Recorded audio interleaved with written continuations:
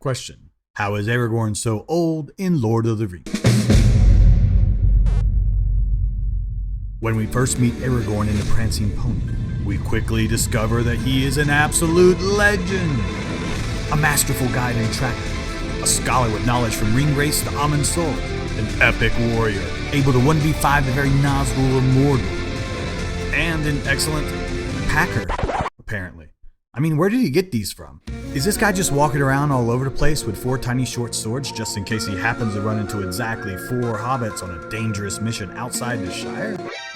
That's impressive, I guess. I mean, better than Belethor here, who never has any of the things I actually need. Do come back.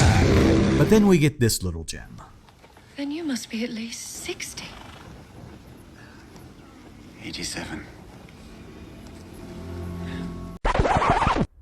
Okay, in the beginning, the god of Middle-earth, LOTR, created elves and men. Doesn't seem very fair. Anyways, elves live forever, but if they die, their spirits sail to the lands of the gods and live in the halls of Mandos. There they hang out with their other elf friends, chilling till the end of the earth. But when men die, we build a small ship and sail off the edge of the world and go to, well, no one knows, not even the gods. But long ago in the first age, there was this legendary marriage between an elf and a man, Luthien and Beren, and resulted in their grandson Earendil, who was essentially half elf and half man. Earendil was the greatest sailor and mariner that the world had ever known. He explored the entire earth and was possibly the greatest adventurer on the planet. You see, Earendil represented the best of both elves and men, and the legacy of all the children of Iluvatar. Earendil eventually saved all of Middle-earth from the Dark Lord, Morgoth, in the War of Wrath, and he was rewarded to forever sail through the skies in his ship and explore the universe. But there was just one problem. Earendil had 2 twin sons, Elrond and Elros.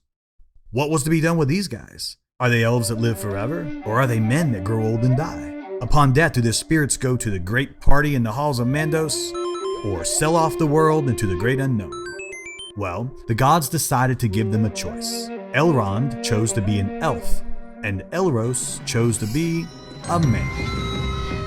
Elrond the half-elven became a great lore master and one of the lords of the elves, eventually putting an offer on a great house in Rivendell. But his brother Elros the half-elven became the king of the island continent of Numenor.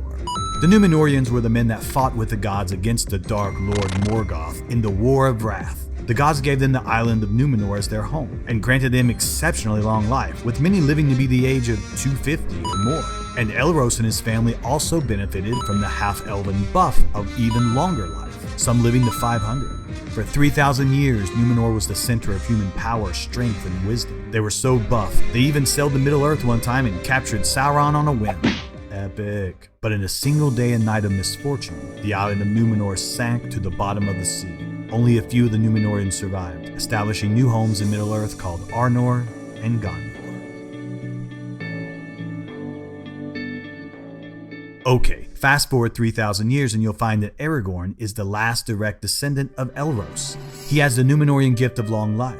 He has the half-elven buff of even more life. He embodies the destiny of men, the wisdom of the elves, the blood and history of Numenor, and the ancestry of Beren and Luthien. He represents the best of both elves and men, and like Earendil before him, the legacy of all of the children of Iluvatar. By the way, so rude, Ewan. Honestly, so rude.